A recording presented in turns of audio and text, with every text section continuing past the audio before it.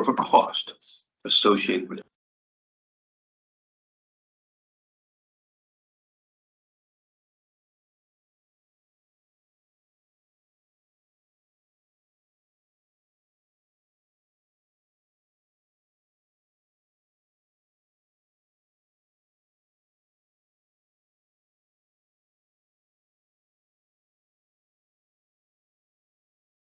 It's called to order the Central Virginia Transportation Authority Finance Committee meeting of Wednesday, May 13th, 2026. Welcome everybody that's here. If anybody's online, welcome them too. And Mr. Winfrey, glad to have you back. Thank you. It's good to see you again.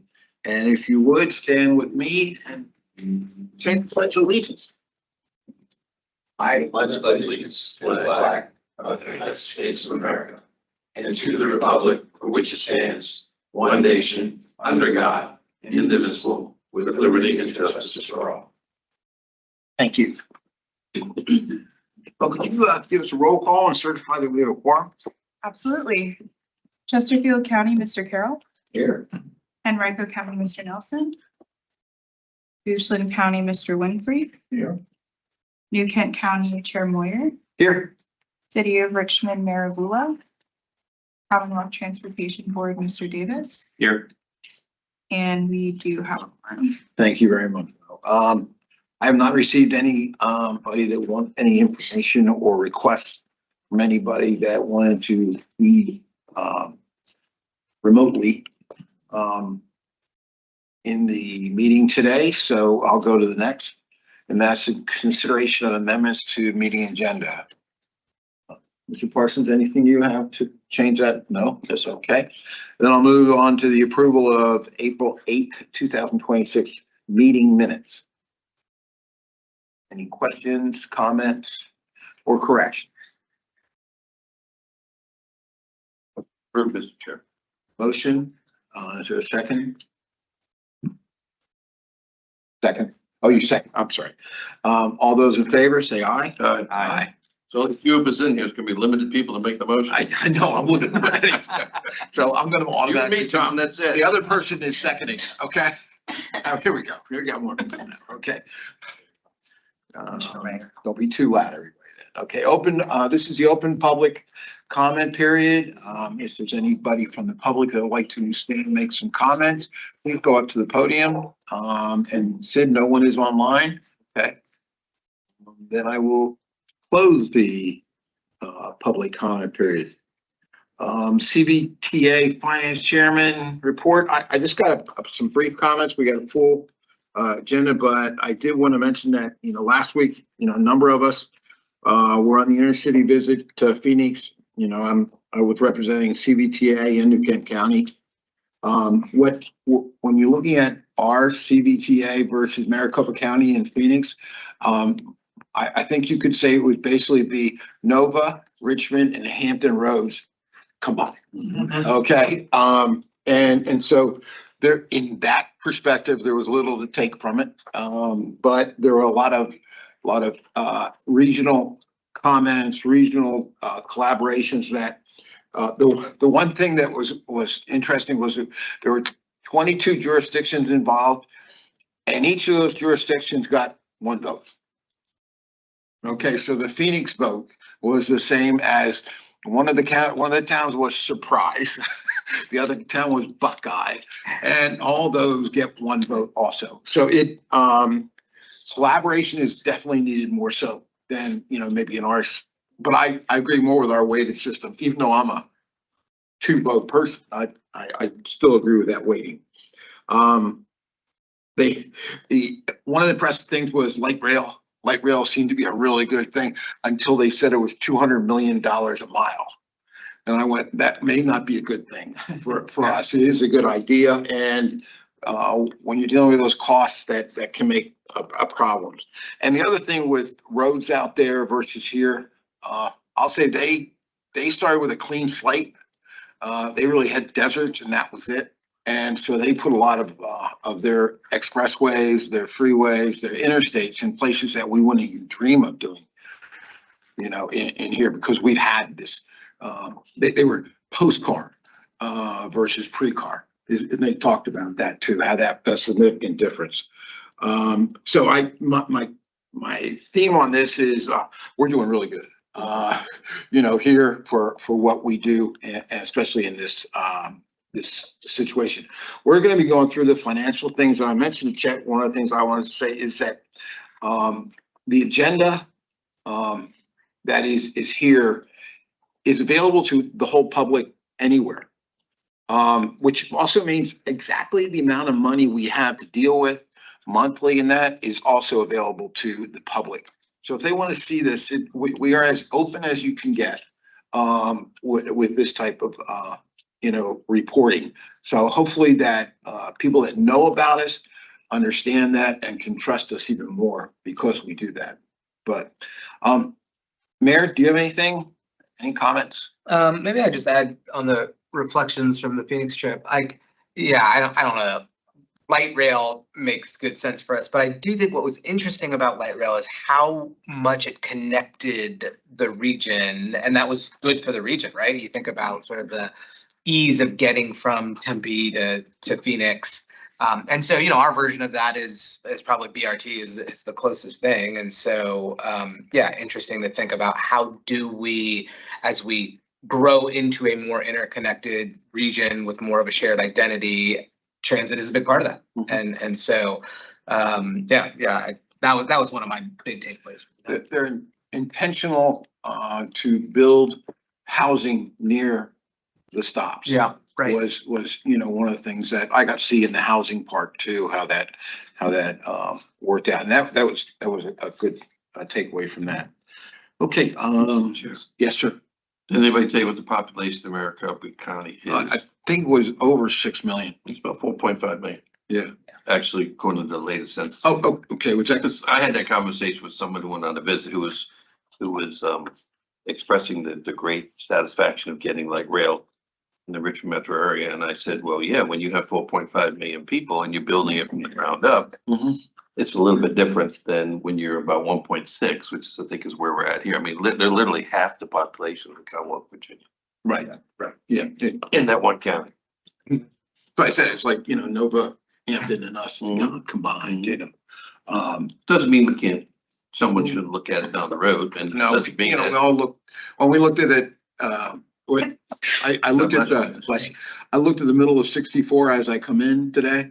I'm going, man, you put a light rail there, and I'm on it. I'm here. No question. And I think that from a long-term transportation plan, which we just reviewed in the TPO, looking at long-term right-of-way acquisition for something in the future, as it could present itself in the future, it would not be a bad thing to set the future up for if we're going to do long-term planning.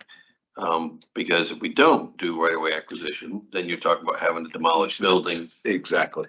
Which makes it cost prohibitive. Very. But yeah, I mean, have you ever been to Salt Lake City, Utah? Yes. Same situation. They built it from the ground up after cars, and their transportation system is amazing. Yeah. Well, we're doing pretty good. We are. Next is CVTA activities report, Mr. Parsons. Yes, thank you. And I'm going to tag team this with Ms. Shepherd. But I will start on page 9 of your packet is our green sheet, the tax collection and distributions updated through March 31st, showing December tax activity. We continue to show consistency across the board in terms of our sales and use tax and fuels tax. There is some fluctuation. You can see the sales and use tax incomes for December were lower than previous months. But my expectation based on previous years is that we'll rebound. We are kind of a microcosm of the country in terms of spending habits. So we should see that come back ever so slightly over the next few months. And again, the bottom left corner shows our interest income in terms of available balance as well as commitments. That is updated through December actions as well. I believe that was the last one with the Diamond District project receiving the green light. So this is all up to date. And Ms. Shepherd on page 10 has created a Sankey diagram for this table, showing essentially the same information, just in a much more easy to read graphic format. And I will note the pink line at the bottom of the page showing the operating fund, where I will turn the discussion over to Ms. Shepherd to kind of dive into the operating.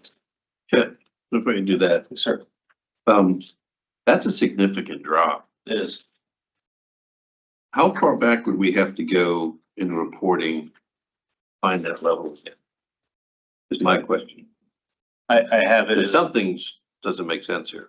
That is a big drop. Even, look, if it went back to 15 or 14, I mean, it dropped from 17 to 12. Right. And it's Christmas time. People are like shopping for like Christmas gifts and things. That to me is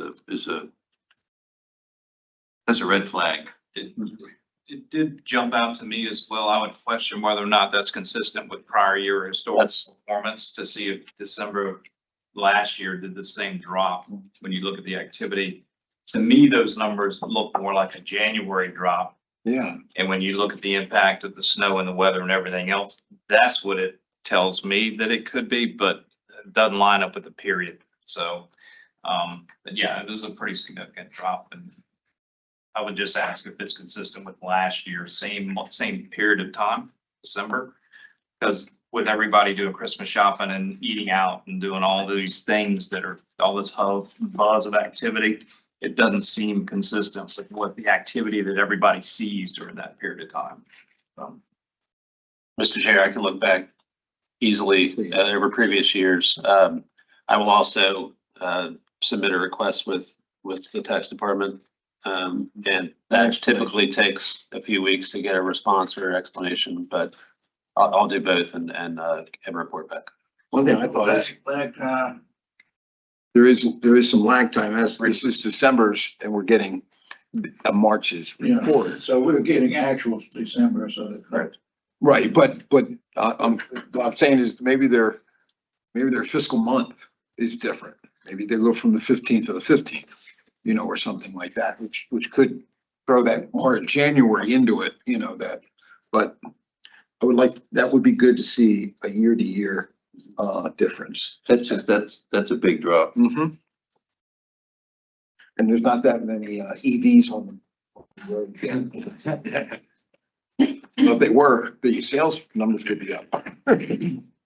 But yes, we have, from our perspective, New Kent took quite a hit on that month too. Right. Shepherd. Good morning. On pages 11 and 12 in your packets are the year-to-date operating expenses for the authority. They are tracking appropriately for the period. You can see both a Sankey and a spreadsheet.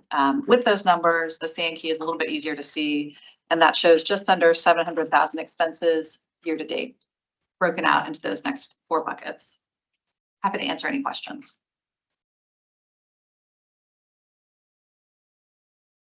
There are no questions. Our final page 13 is the investment report. This is a continuation of previous months. We have an increased balance in our portfolio, and that is the sole driver of any interest earnings right now being increased. The market is not being helpful in that regard. There are projections now that due to current economic uncertainty, there may be only one rate cut in 2026. So we'll continue watching for that. Everything that we have invested right now is not in any means other than LGIP and the Virginia investment pool. So that's kind of where our focus is until we see any changes in rates otherwise with CDs and other types of mechanisms. Very good.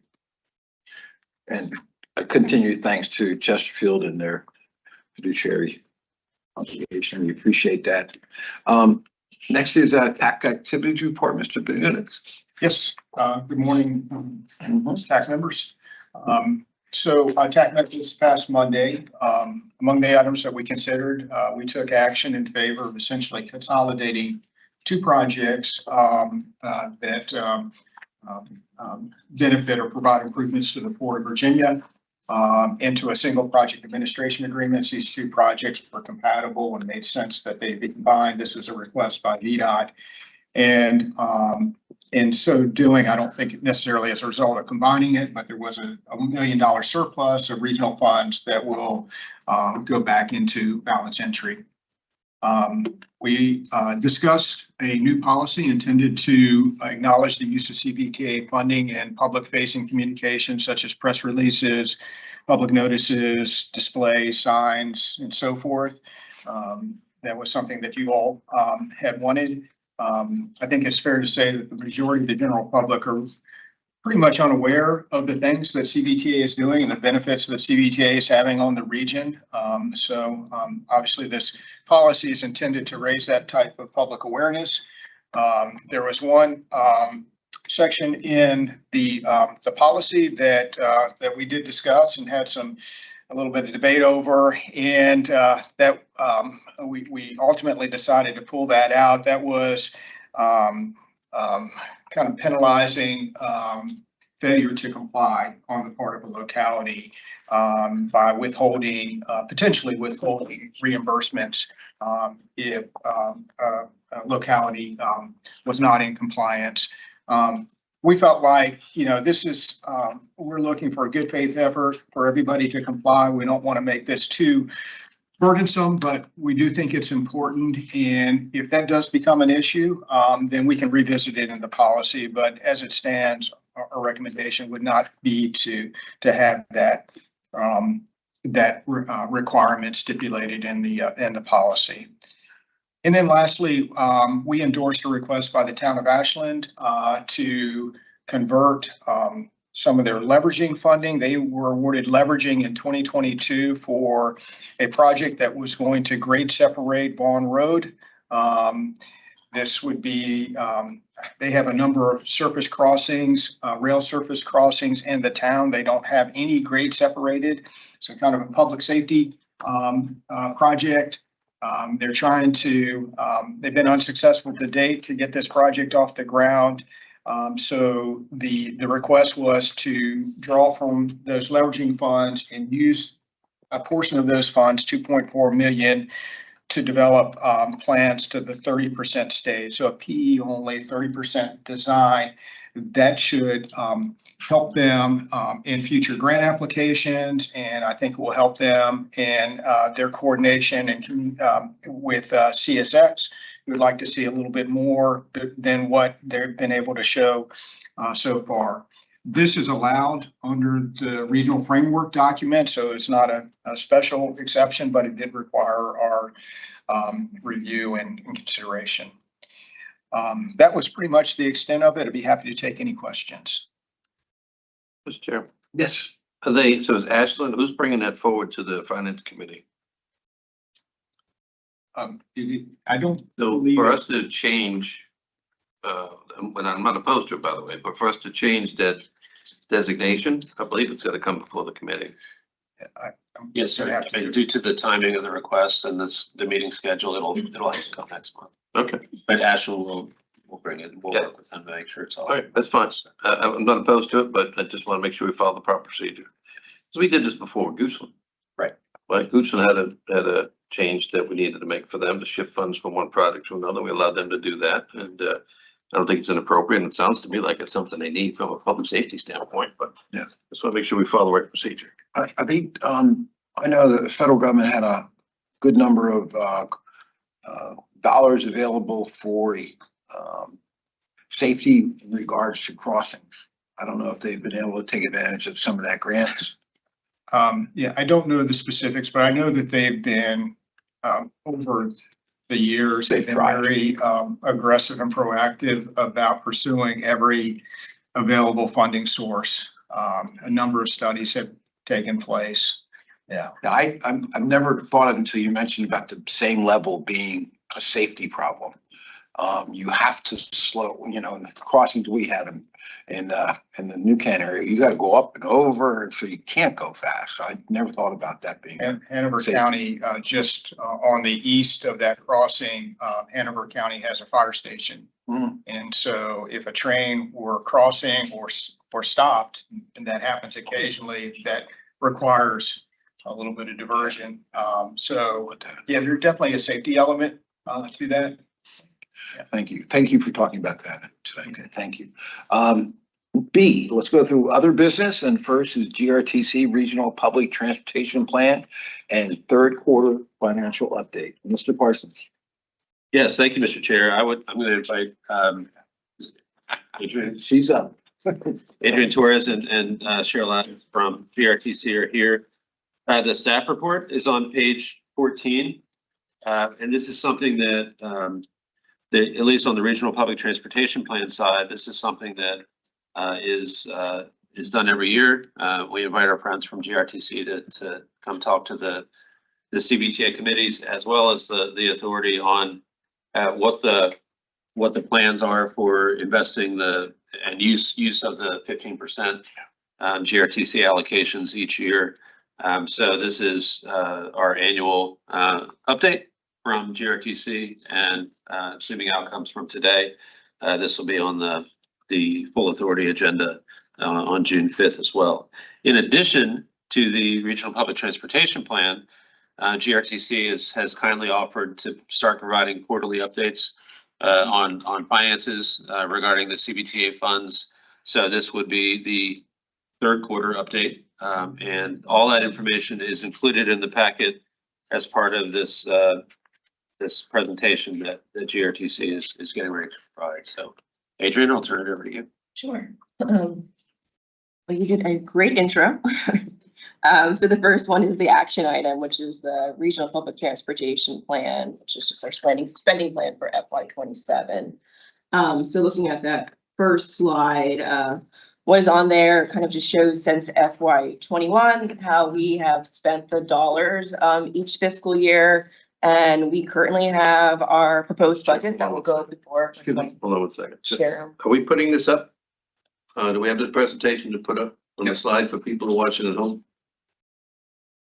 Everybody needs to see the good stuff. I like it. Thank you.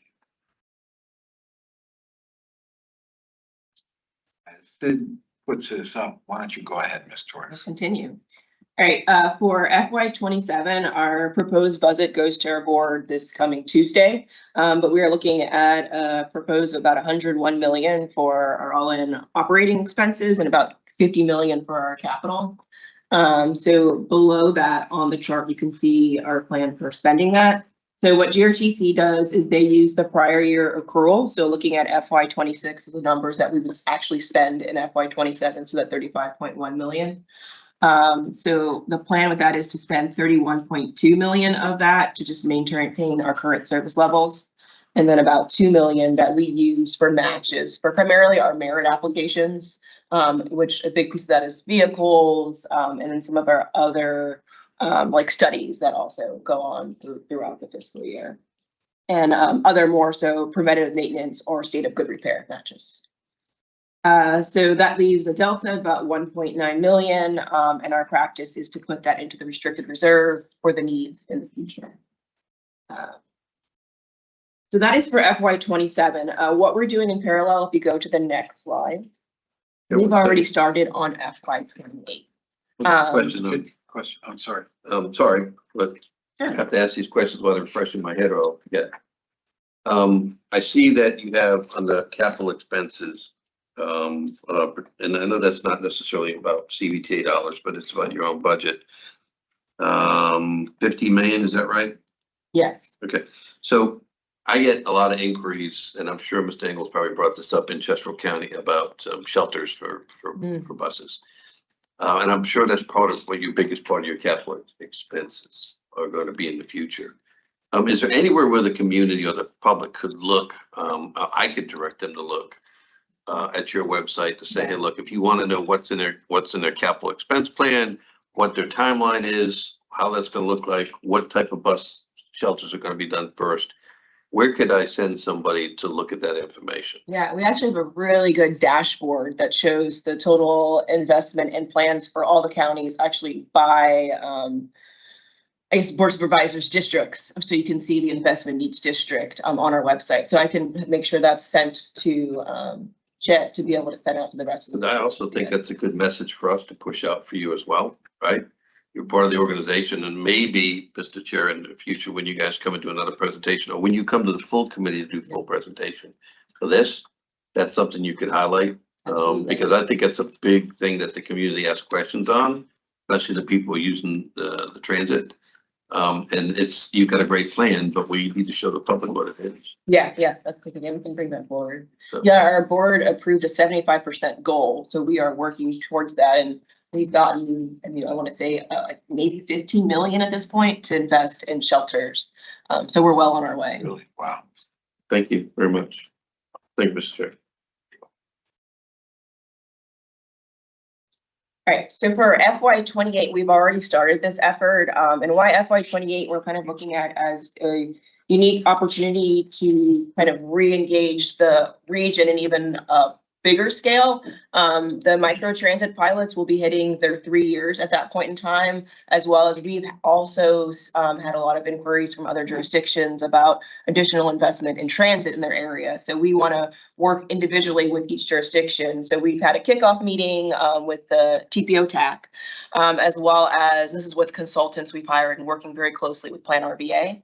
As well as we've set up meetings. We've had one with the jurisdictions themselves. So we're going jurisdiction to jurisdiction for all 9.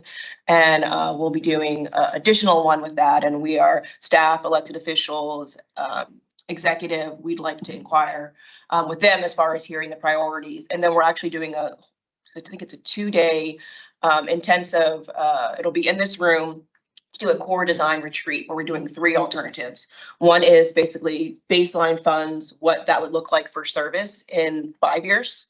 And then also 2 additional ones, which is a little bit more service. And then of course, one that is just completely unconstrained kind of scenario of what this, and probably would end up kind of like more that light rail mode that you guys mentioned before, what this region sees as priorities. So that will come to the board and also look at what are the funding needs associated with that. So that Plan RVA and all the regional bodies can see what the transit priorities are. So that'll be a 3-day session this summer, and that will lead into FY 28 plan. Ms. Torres, excuse me, Mayor? Yeah, Adrian, can you talk a little bit about our early returns on microtransit, how you guys make the decision to go from microtransit to fixed route, and like, I don't know, I know it's a hard thing to pin down, but scale of cost for microtransit versus a fixed route? Sure. So we have a couple different reasons why we would have microtransit. One, what you hit on, is a route replacement. So we had a few routes that were primarily like peak service, but were still pretty costly. I mean, they're around $800,000 or so. They can think primarily about our new Broad Rock zone. That one was peak service, primarily served Philip Morris, was great for shift workers. However, that funding could go towards the broader Broad Rock area and wouldn't just be towards peak service, but would also be for basically the span that we have our fixed route. So we have converted that one over. That just happened this fall. I think it was October. And so that one was right, because that one we keep seeing not a lot of use of the system, but it still was of the route itself. So it always flagged compared to other routes that it was just not performing as well as it could within its category. Other ones are first mile, last mile. So the Ashland zone performing very well in that particular area. And it connects to our Route 1, which goes to Virginia Center Commons. So that's the first mile where the outer jurisdictions connect directly into the fixed route and have access to the rest of the region.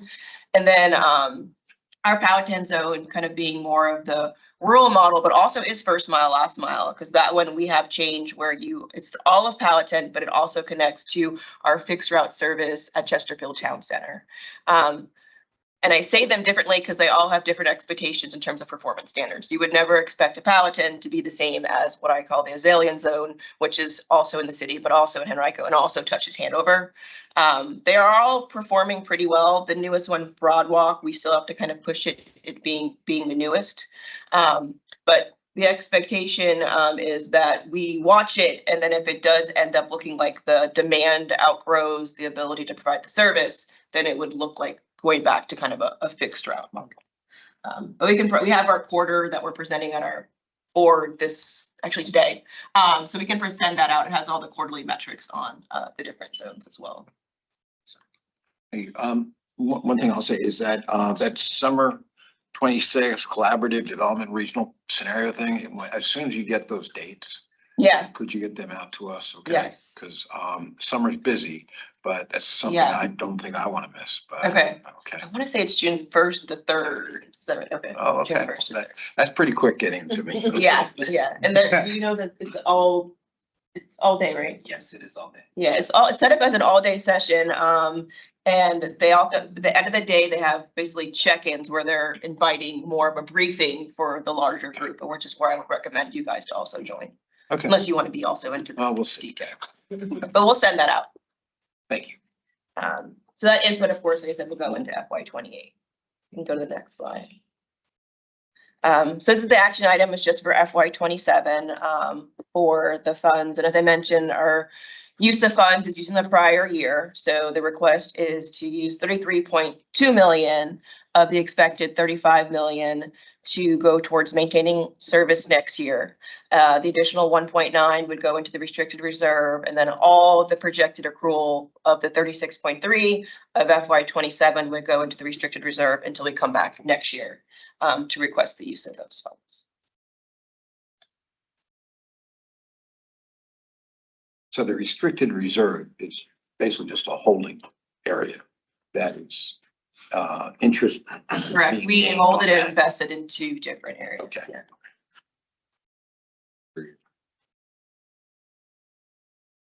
We have a recommendation for approval. We have a motion to approve the Is that the recommendation. end of the presentation?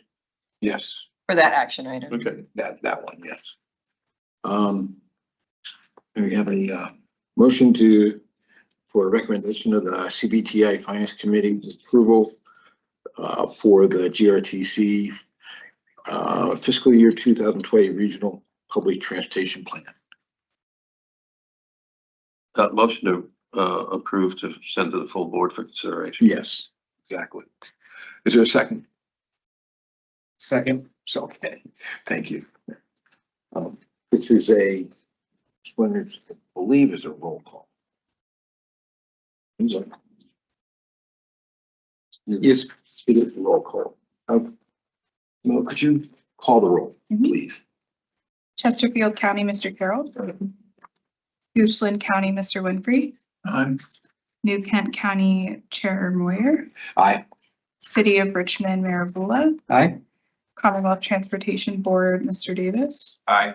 Motion passes. Thank you. Now, Ms. Torres, you have the quarter number 3 financial update, please. A brief update, mentioning the restricted reserve. Our beginning balance at the beginning of this last quarter was 59 million. Total receipts was 12.8 million, and we draw down quarterly on the planned spending for each year. So our use was 7.6 million, which went towards operations. So our end balance was about 64.1 million. And again, mentioning the investment earnings was about 0.48 that we brought in for investments in that quarter. I just want a reminder that that is the balance. However, that does include where we hold the spending for that particular year, as well as the complete accrual that comes in for the next fiscal year that will go towards FY27. Very good. No action item on that. That's Necessarily for this information. But the one thing, to go back to the intercity visit, the amount of draping or the amount of ads that were all over their light rail, their buses, you know, what was amazing. Yeah. There wasn't as much inside as I thought there would be, but the outside is definitely a billboard, you know, and I'm sure there's some monies, you know, in advertising that we could take advantage of, looking at what they do on something like that. So So that is a push to all everyone that we have an advertising program I actually just got the numbers last evening. Our goal was to bring in about 600,000 last fiscal year, and we have exceeded that already. And so our goal next year is 1 million, and our goal is to continue to grow that. But the program is only about 1.5 years old. So you'll see a lot of buses have a lot of wraps on them, and we will continue to push all of our assets for that. And internal, we have digital screens, which is even an easier addition. So we have lots of opportunities, as well as the shelters. And I think we need to call out people that take advantage of that free bus ride, the employers, the stores and that they should be helping with that advertising program. Yes. So, thank you. Nick, one other question, if I can. This story is just in the interest of the finance committee for the FY28 budget. I know, I mean, you're doing a lot of work to, really do this comprehensive planning effort for next year. Do you expect any major changes in how the CVTA funding is applied from, the pattern that's been established over the last few years? I don't, so we're doing I guess some efforts that are happening in parallel. We're looking at, our board is working on an expansion allocation framework. And it'll be continuing the effort throughout the summer. And what that means is that when the legislation was passed, the jurisdictions that had service, we basically grandfathered in the service we had at that point, which is that maintenance of service, but we did do expansion, and a lot of those were grants. So as those grants have come off, and the legislation said that the jurisdictions had to pay what they were paying in FY20, service has gone in because it was a one-time snapshot. So what is the additional, is it grandfathered in and the CVTA is just to go towards that, or as service is added, is there additional costs, just like the 50% that the current jurisdictions had already paid? So that's being kind of worked out. I don't know if that will change how it's used at all, but those discussions are also happening. But I think it also depends on kind of the needs. Our board wants to look at the outcomes of the whole region as far as a priority as an input to that framework discussion. So I don't have the answer, but yeah, thank you. Mayor. Can you give some high level thoughts on just like how GRTC is thinking about fare free? What does that look like around the rest of the country? What does it take for us to, local governments and other funders to like maintain that commitment? yeah, so zero fare remains in our budget. I will say that we had a plan to have a program with using CMAQ funds that we're going to kind of offset our 6 million gap for the zero fare. Those funds are no longer going to work for that particular program, but we have been able to program basically a surplus from this year to go towards supporting zero fare. So what we see as opportunities, we have established actually a staff for fundraising within our agency. So we have our Transit Access Partnership Program, which is in partnership with Ride Finders. And that's just relationship building, doing small fundraisers. And ultimately, we do an annual big fundraiser. We started it last year and we'll have it again this year. And it'll be July 14th at Main Street Station. So we're about to kind of send out invites for that as well. That's one avenue where we are doing that. We are also, you mentioned our transit advertising program. All funding that comes from that goes directly towards basically that gap related to operating offset for the zero fare. So we really see that as a big opportunity, and other agencies have actually inquired how we are doing that. Another one is we are working with Plan RVA on a zero fare study, which has been pretty enlightening, where they've actually engaged corporations doing a survey in the region, as well as looking at kind of our own operating dollars offset, and then also looking at the needs of the region in terms of priority, and looking at not just at zero fare, but basically taking zero fare as a policy decision that is just part of our baseline operating, and then looking at funding for the gap that is in total for transit within this region. So that closes in June, and the results will come forward as we have that as well. But other agencies across the nation, I mean, we all kind of, I feel like, ask each other what we're doing. Some of it's from taxes, some of it you see corporations, some of it from universities. It really is kind of a mix. Yeah. And that revenue item is about 6 million, is that what you said? And then do you guys have like a nonprofit arm or a foundation arm that? So that's what so Ride Finders, that's what we do in partnership. The Transit Access Partnership is basically, I guess, the campaign or program we use, but all funds go into a Ride Finders designated fund, which is 501c3. So that is a vehicle for like the corporate sector to Absolutely. be able to Okay. donate Yes. to keep fare free. Okay. Yeah, and we've had some small ones, like, for example, Sheltering Arms has done a donation. The community, that position I mentioned, Community Foundation gave a small grant to be able to supplement that position now. So we're starting and hoping that others will also join on. But yeah, there's a vehicle for it to be tax deductible. Is the chamber helpful in that regard? Like, are they out there soliciting companies to contribute to that? Right, they're in the conversation. I feel like the output of this plan is to feed that into other conversations that are happening in the region related to just, I guess, vibrancy of the city and economic development and transit being relevant. Unlike, I guess, Phoenix, I feel like the conversations were not there yet. I feel like seeing transit necessarily irrelevant to the exact employees of the corporations. So I think we have to kind of get over that. I guess I just wonder, like, it's such a value add to our region. And so the chamber, our economic development entities, GRP, whoever, like, it would be great if it was just part of like the ethos of our corporate community as they come into the Richmond area to say, hey, here's a way that we ask new companies to contribute to something that makes the region great. Yeah. That'd be helpful because we have gotten some of the corporations that are kind of not within the city proper who now need employees, but they can't get there. Right. So trying to figure out ways to help them because that wasn't thought of when they first came. So the rising RVA or. That's the one that, That is a, RVA Rising. RVA Rising is a, shows mobility with, whether it's income or just in sense anywhere that people can go. But, the one thing that, I'm sitting here in this position, I didn't know what rideshare was. Okay. And when you're dealing with a group like this, there sometimes every 4 years, there's a new group like this. Okay. So, I can't promote that, that arm of, nonprofit if I don't know what it is. Yeah. So, it'd be good next time we have a regular meeting to have them go through what they are versus. Absolutely. So, Yeah. okay. Next, proposed budget agreement, amendment to CVTA 2024, the CVTA 2050. Yes, sir. Thank you, Mr. Chair. The staff report on page 23, this is a request that originated with VDOT. There are 2 projects right now that have been approved for regional funding. Both projects are serving similar needs at the Port of Virginia around the Richmond Marine Terminal improvements.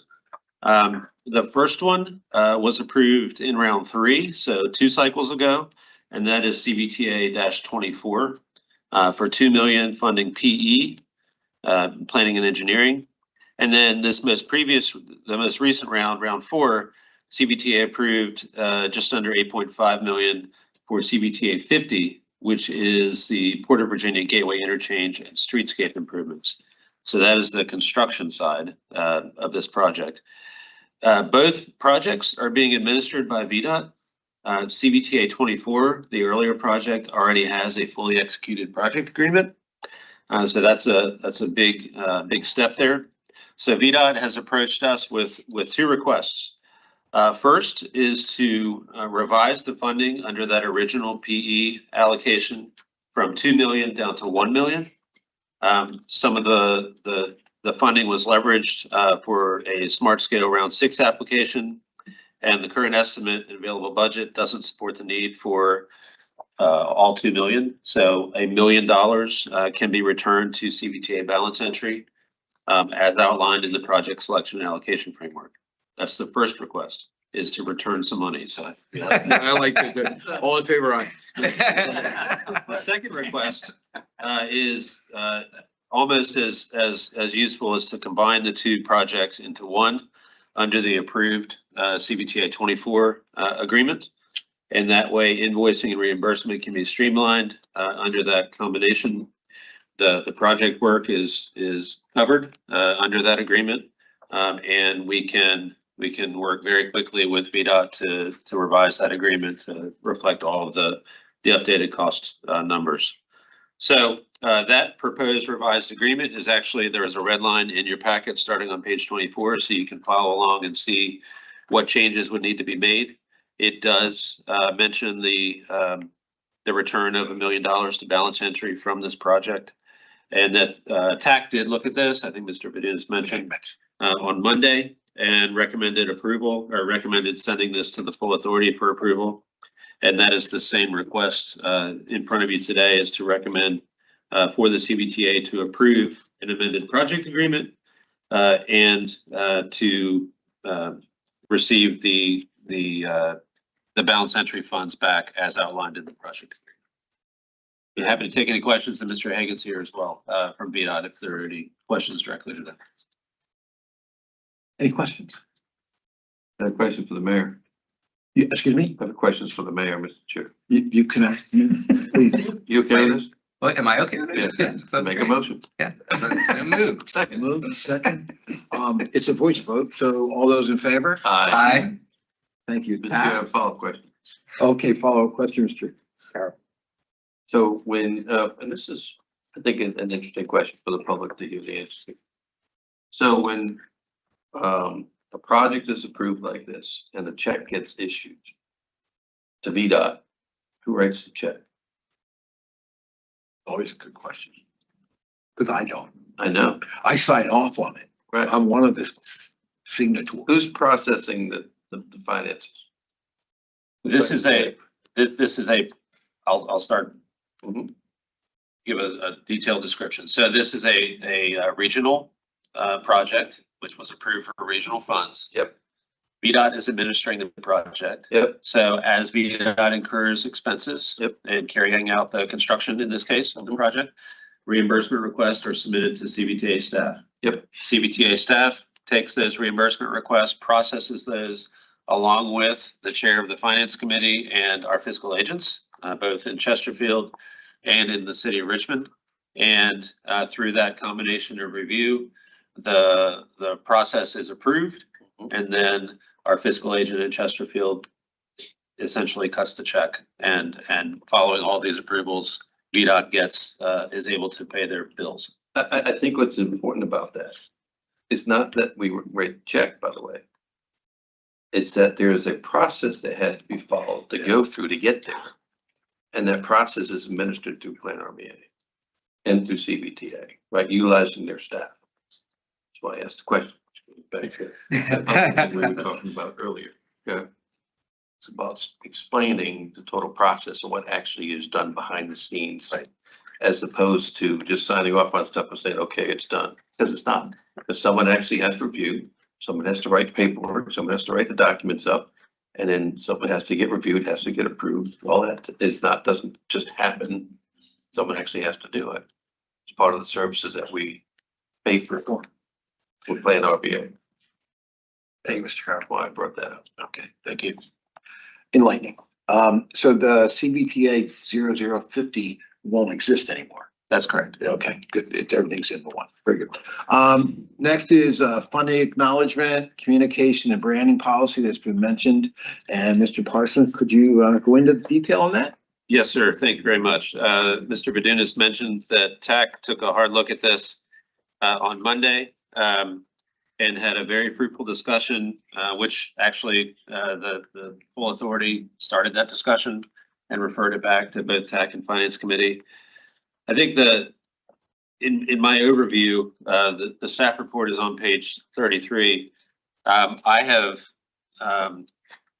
taken it to heart the direction from the full authority that people need to know more about the CVTA.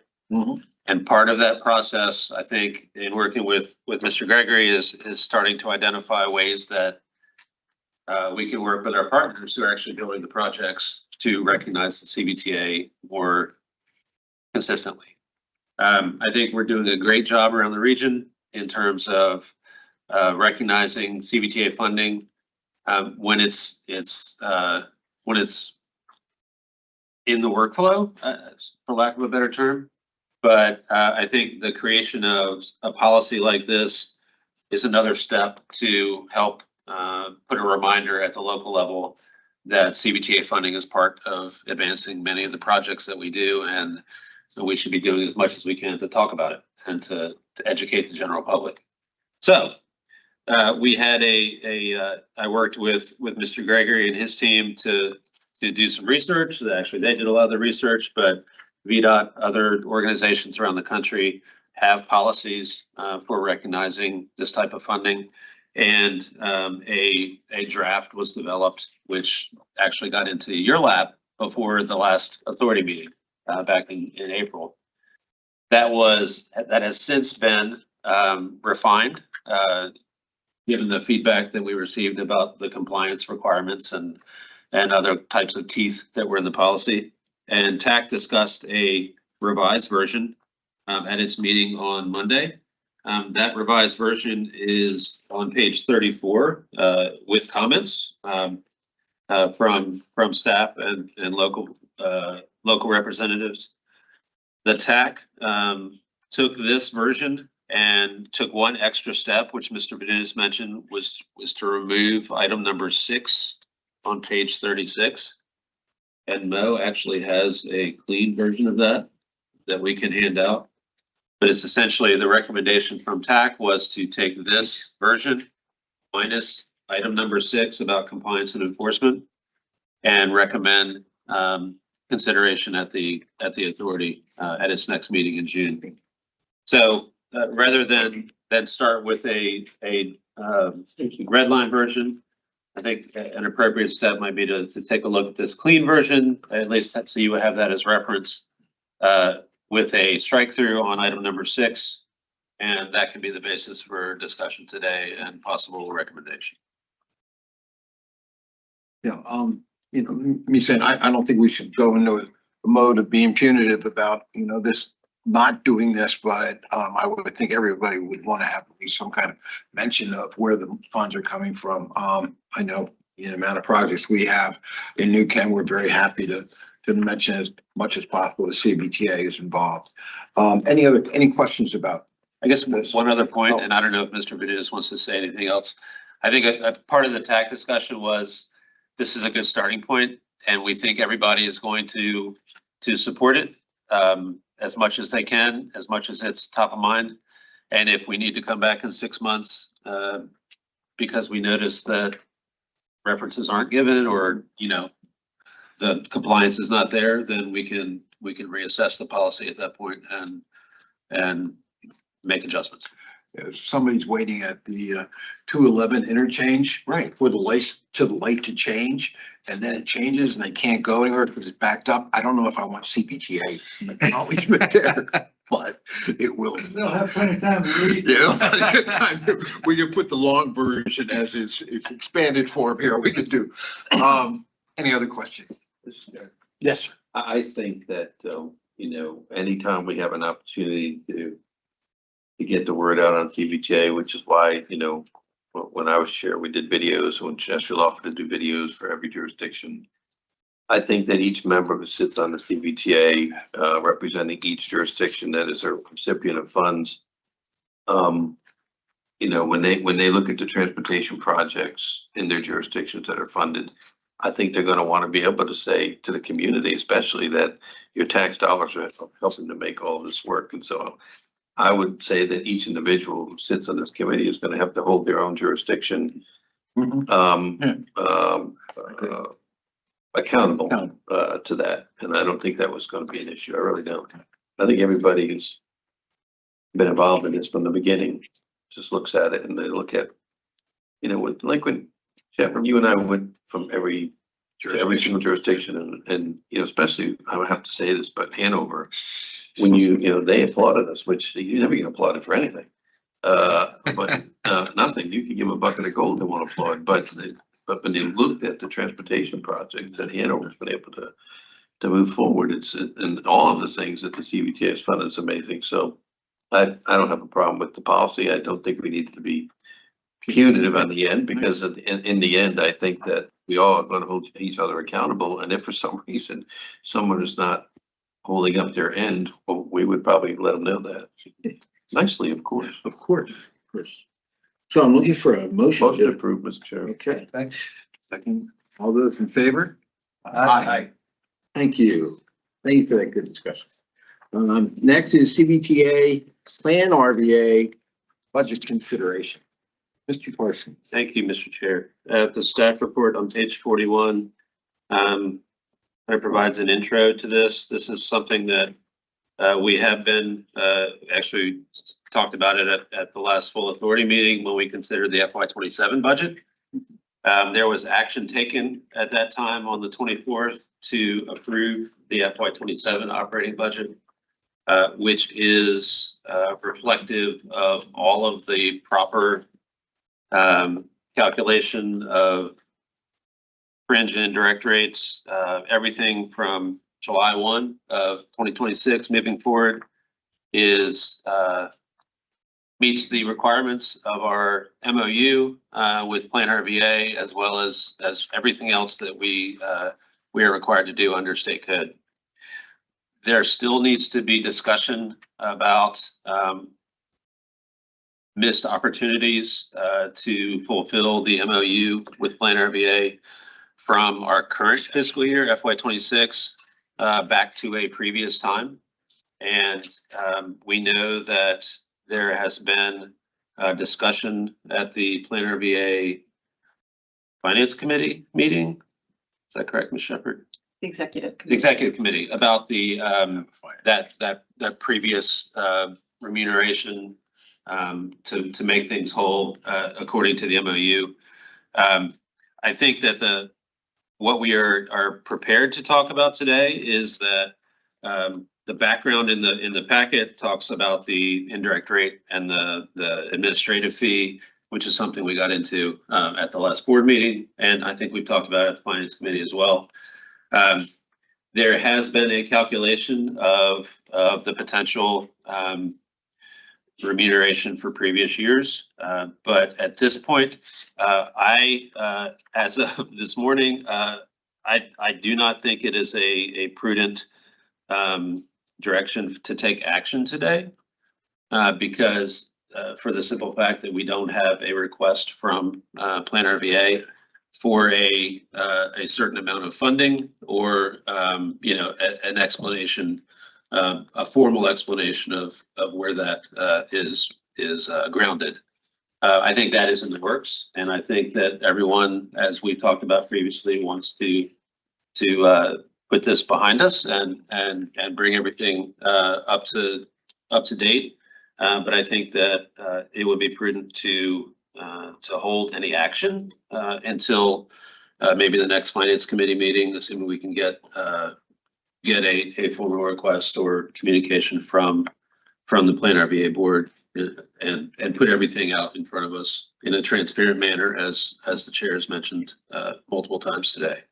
I think Ms. Shepherd is prepared to talk about those numbers if that's a desire of the committee today. But again, I don't think it's prudent to take any action on it. So this could be an information item. Mr. Chair. Yes, Mr. Carroll. Okay. So I went back and reviewed all of the MOUs with Plan RVA and the CVTA, 2020, 2021, and 2022. In the previous MOUs with Plan RVA, there was no mention of our 10% billing for administrative for salaries. It was handled differently in the previous MOUs. In October of 2022, when I was chair, I signed that MOU, and the MOU in that particular one had it spelled out pretty clear that there was a 10% administrative fee, including a 10% administrative fee that was added on the processing of salaries and compensation and benefits. So I signed it. So I think we got to pay him as far back as October of 2022, because that's when the MOU came into place. The previous MOUs did not have that in it, so they're not entitled to funds for that. That was a different agreement. I believe that we met our requirements for those agreements. But in order for us to meet our requirements for this, I think we owe them the money. Quite frankly, I'm not happy with it, and I should have caught it, and I didn't. That'll be a further discussion in the future, as someone's going to have to explain to me how all that service process works, and if they can articulate to me that it's worth the 10% fee on top of processing salaries, then I'll vote yes. If they can't explain to me that it's worth it, then I'll vote no. But I think we need to pay them for what we owe them. And so what I would say for today, what we could do is we could move this forward to the full committee with and I will make the same explanation at the full committee that I'm making today, and what the actual number is. But if you read the MOUs, and I would welcome anybody to ask for them, Chet was kind enough to send them to me. There was no previous 10% on administrative fee before that. And in talking with Mr. Gregory, what we were trying to do in the establishment of this is to make sure that Plan RVA was held whole for the services they were providing. And we just came up with a number. We didn't actually ask, which we should have. Can you explain to us 10% what your actual expenses have been in these first couple of years of operating in your capacity to support the CVTA, what that looks like? We didn't ask for that. No one gave it to me, but we collectively all agreed when everybody reviewed that MOU in the full committee, we were fine with that. And we've been getting great service. I'm not sitting here saying we're not. No, I understand. But when a taxpayer asks me something about this, I want to be able to be fully transparent with them and explain it. And I can articulate, if it's spelled out to me correctly, it's like, we're getting a tremendous service for this. It's worth every penny. But I need to be able to articulate it. But I think today we move it forward to the full committee with a recommendation for approval, because it's pretty crystal clear we owe them the money, right? And if they've explained to us what those numbers are based on their budget, which they'll have an opportunity to explain either today or even in the full committee, they're gonna pay them. I signed it. So we're held accountable for it. We all agreed to it. And I just happened to be the person who was chair at the time that signed it. So it goes back as far as October of 2022. That's what's actually dated next to my signature on the MOU. Thank you, Mr. Carroll. Ms. Schickel, your timeframe, there's no crunch on getting this money from us, or is there? I'll tag team with Ms. Shepherd on this. I think from a accounting perspective, we certainly want to make sure that as we approach the end of the fiscal year, we're able to record our accruals from a revenue perspective. So there's a difference between when cash comes in, as you all know, and when you can book it. And so we want to make sure that as we head into the close of the fiscal year and as we prepare for the audit process, we've got the accounting periods correct. I'll say from a sequence perspective, we have a finance committee upcoming scheduled for next Wednesday. May 20th. And so that will be an opportunity to have the finance committee, I think, be responsive to Mr. Parsons' request there. And the full board is scheduled to meet again on June 11th. So I apologize. I am not in my mind right now aware of kind of how those dates fall in relation to the CVTA's upcoming meetings, but we could certainly work with Mr. Parsons and make sure that we get the timing to ensure that we've got the right information available to you on your meeting schedule. So what we have is we have pre-fiscal year 27. We have fiscal year 27 been approved. And then we have a year to talk about fiscal year 28. Because that the comment Mr. Carroll is basically saying is that 10%, maybe we want to look at that. Maybe that's not the exact number for fiscal year 28. Well, I think we're going backwards here, not forwards. We're going backwards to see. No, I'm thinking about what you're saying about, you know, there's no, the backwards is we're paying 10%. Yeah. Okay, that's it's what, and we've already approved 10% for 27. Right. Yeah. What are we gonna do in 28? I'll say Okay. that as the executive director and Yes. recognizing that I do not have full authority in this conversation. Okay. But I would, from a staff perspective, be open to ensuring that the relationship between Plan RVA and CVTA remains strong. Mhm. And so if there's a desire of the two parties to review that existing MOU prior to its extension and look at that relative to the upcoming fiscal year, I would very much like the opportunity to approach that. So if there's a desire, and I think we have a clause in the MOU, Mr. Gregory can correct me if I'm wrong, but just because there is a term of that MOU with a date of expiration, there's nothing that would preclude the parties from renegotiating the terms. There has been it has been a dynamic 6 years with the CVTA. And so I think there's, there was an intention in setting a multi-year MOU that both parties would have the ability to plan ahead with a longer than 12-month time horizon. And also, I think there was always the intention that as this organization grew and evolved, we would have the opportunity to reevaluate the relationship and ensure that it is appropriate for both parties. So if there's a desire even to look at fiscal year 2027 and the business relationship that we have, I think our boards can certainly undertake that and or look at it for 2028, whatever timeline suits each of the two boards. Because I think it'd be fair to both our groups to be able to look at that and see what do we spent in the last several years and what have we gotten for that? And I'm thinking we've gotten a lot. So Yeah. it's 10%, maybe I shouldn't even say anything, Well, but I'm just thinking that I think it's fair to all concerned in the future to look at it, especially in light of what Mr. Carroll said about, we just kind of picked a number, Well, and yeah, I'd love that's how to, it was. And I'd love to participate in that conversation. yeah, of course. I was present during the Mhm. conversations about establishing those terms of the current MOU. And I'd love to be able to, at the appropriate time, give some perspective about, why we thought that 10% figure was appropriate and really from a Plan RVA perspective, what that cost recovery really goes for. From a funding model perspective, I'd love the opportunity at the appropriate time to be able to talk through that with this body. Because I think that there's more that Plan RVA provides and has been talked about in this conversation. Mr. Winfrey. I can catch up here.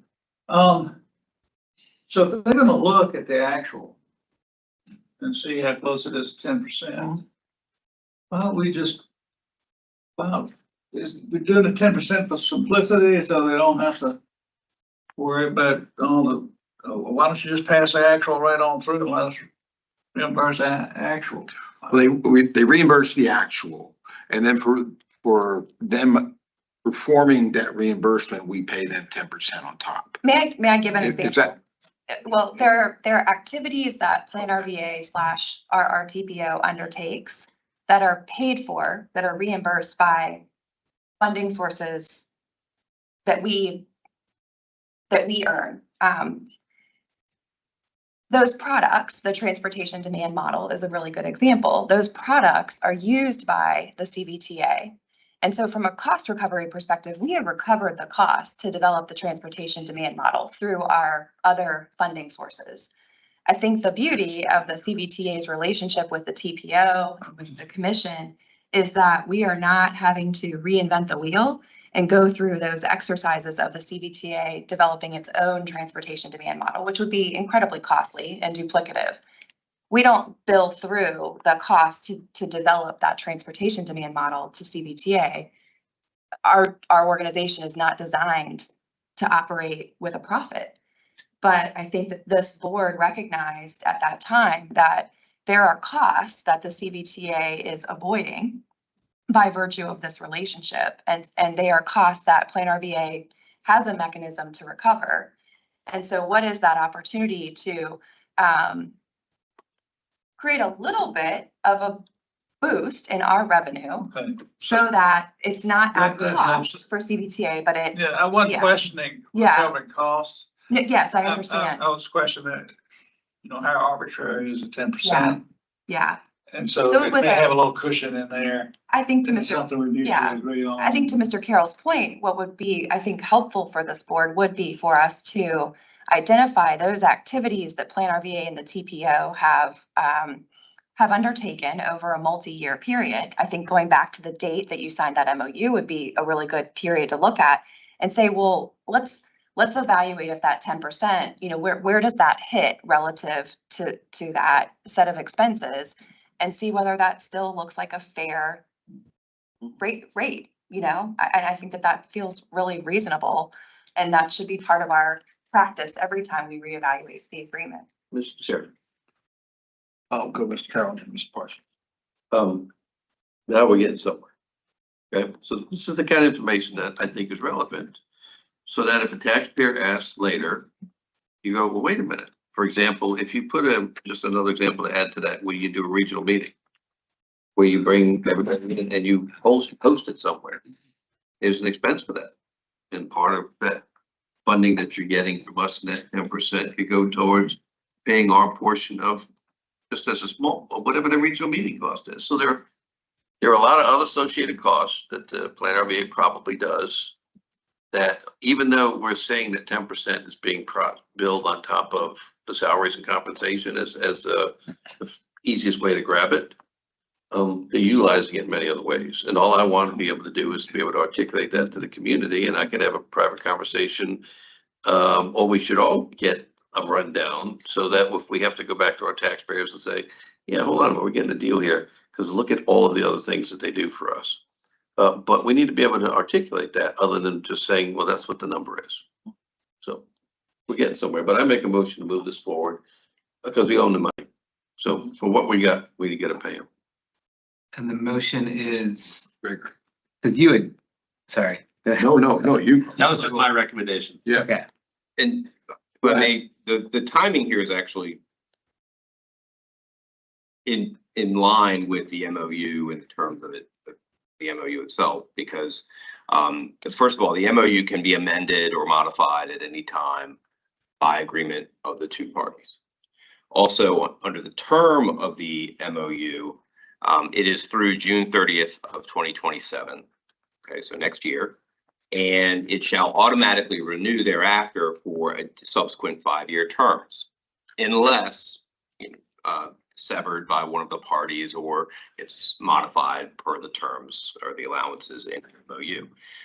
So at the conclusion of the 4th year, which is where we are now, of any term, the parties will review the MOU. It provides in the MOU for that, and report on the status within 60 days thereof concerning renewal. So either party can say, yes, we in plan, or we intend to renew it, or we want to see these changes, or what have you.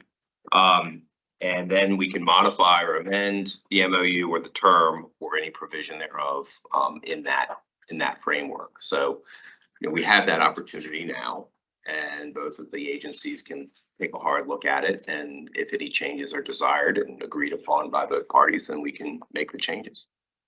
So my motion would be to move this item forward and have Plan RVA come and just give us an overview of what they think they're owed at the full committee. We'll have some discussion on it. Yeah, second, then you have some discussion. I have one more question. Okay, this is time for that. But, is there any provision, Mr. Gregory, in there, if we have some major expense that Plan RVA incurs outside of the scope of this 10%, for which they may need some reimbursement for, that we could specifically approve or authorize prior to? I'm just thinking it may be a case where, my gosh, it blows that 10% out of the water. Do we really want that? I believe that's covered in the Is it MOU. covered in there? I don't know off the top of my head without going through the MOU very quickly, if there's a specific provision for like emergency expenses or expenses that are not predictable or something like that. Right. But as a service providing agency, Plan RVA could always bill CVTA for additional services or additional costs. There's 3 different 10% that are part of that MOU. It's not just one blanket 10%. There's 3 particular issues that are spelled out in the MOU that are separate, that each have their own 10%.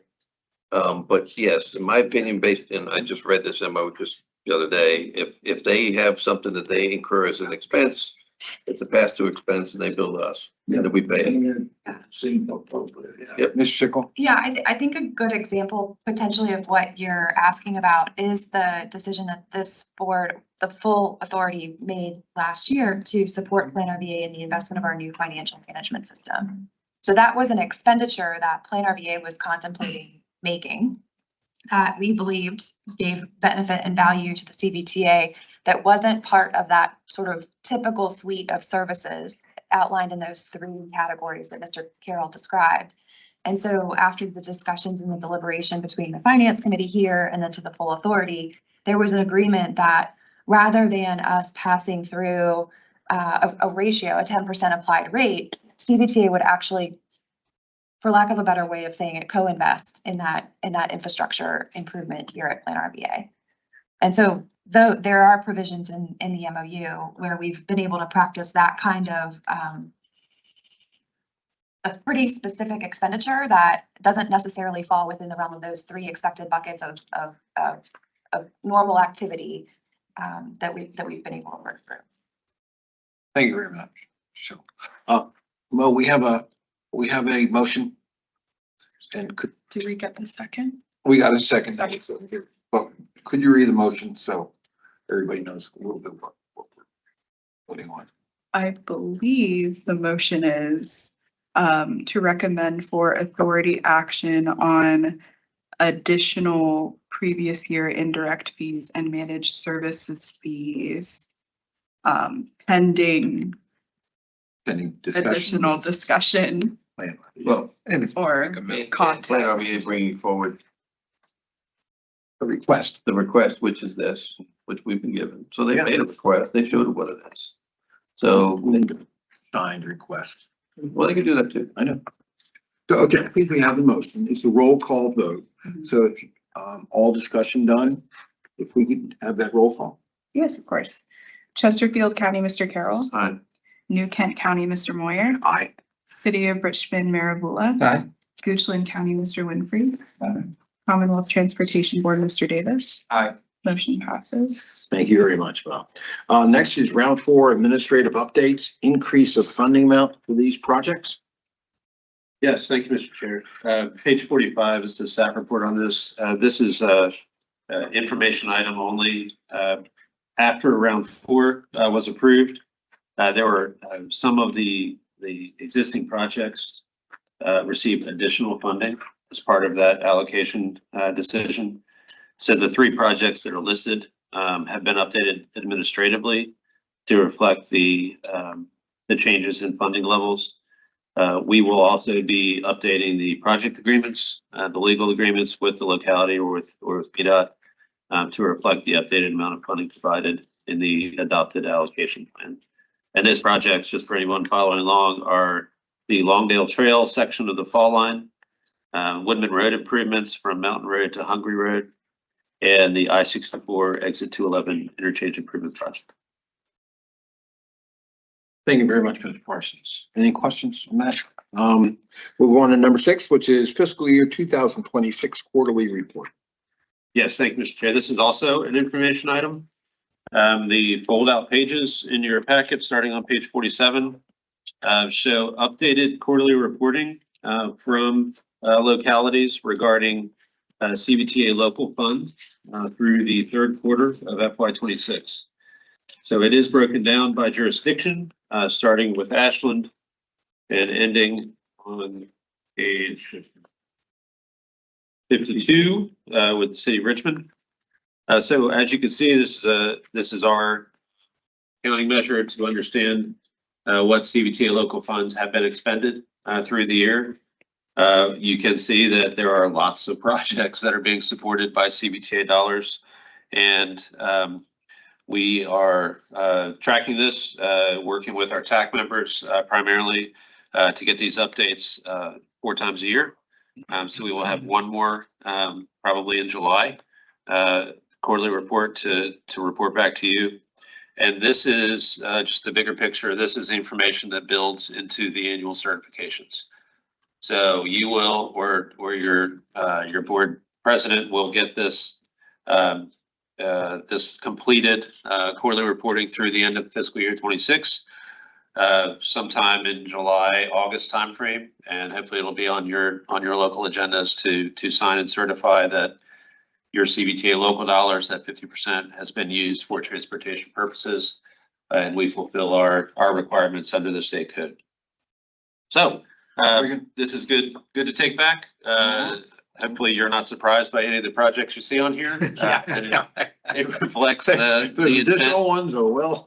And again, staff and TAC members are working on this constantly, so we are aware of what's going on and happy to take any questions regarding this at this point.